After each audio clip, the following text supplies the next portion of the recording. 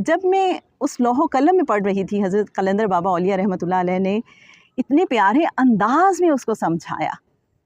کہ جو انبیاء ہیں وہ ہر چیز کو کیئر آف اللہ کیسے دیکھتے ہیں. کیا خوبصورت انداز تھا. انہوں نے کہا جب بھی جو انبیاء ہیں وہ کسی چیز کو دیکھتے تھے تو اس چیز کے ساتھ براہ راست کوئی تعلق قائم نہیں کرتے تھے، بلکہ وہ اس کو یوں دیکھتے تھے کہ یہ چیز میرے اللہ کی ہے، میرے اللہ کی ملکیت ہے، اور وہ اللہ کے ریفرنس سے اس چیز کے ساتھ اپنا تعلق قائم کرتے تھے.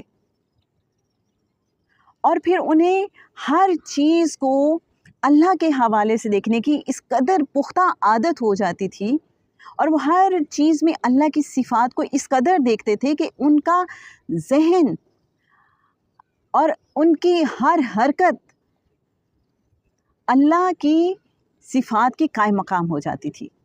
تو جب پیغمبر اس مقام پہ، اس لیول پہ چلے جاتے تھے کیئر آف اللہ کے، تو پھر ان کی ہر حرکت گویا اللہ کی صفات کی حرکت ہوتی تھی، اور اللہ کی کوئی بھی صفت جو ہے وہ قدرت اور حاکمیت سے خالی نہیں ہے. اس لیے انبیاء اپنے ارادے سے کائنات کے ہر ذرے کو، ہر شے کو، ہر موجودات کو حرکت میں لا سکتے تھے، اس لیے کہ ان کی کوئی حرکت اپنی حرکت ہوتی نہیں تھی، ان کی ہر حرکت کیئر آف اللہ ہوتی تھی، ان کی ہر حرکت گویا اللہ کی صفات کی حرکت ہوتی تھی. کیا زبردست بات ہے. اور اہل باطن پھر اس کو مزید کیسے سمجھاتے ہیں؟ تو وہ یوں سمجھاتے ہیں کہ فرض کریں ہمارے پاس کوئی آدمی آتا ہے تو ہم اس کو اپنے پرسنل لیولز کی، پرسنل کانٹیکٹس کی بیس پہ نہ پرکھیں، بلکہ ہر ایک کو یہ سوچ کر ٹریٹ کریں کہ یہ بندہ میرے اللہ نے بھیجا ہے میرے پاس، اور اس کے لیے میں نے جو بھی آسانی کرنی ہے وہ بھی اللہ کے لیے کرنی ہے.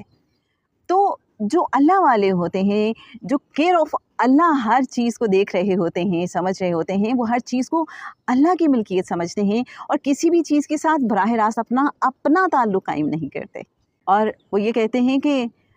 جب اللہ کی پہچان کا، اللہ کی ملکیت کا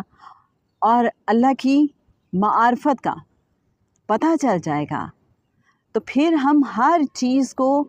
اللہ ہی کے ریفرنس سے دیکھنا شروع کر دیں گے. جب ایسا کریں گے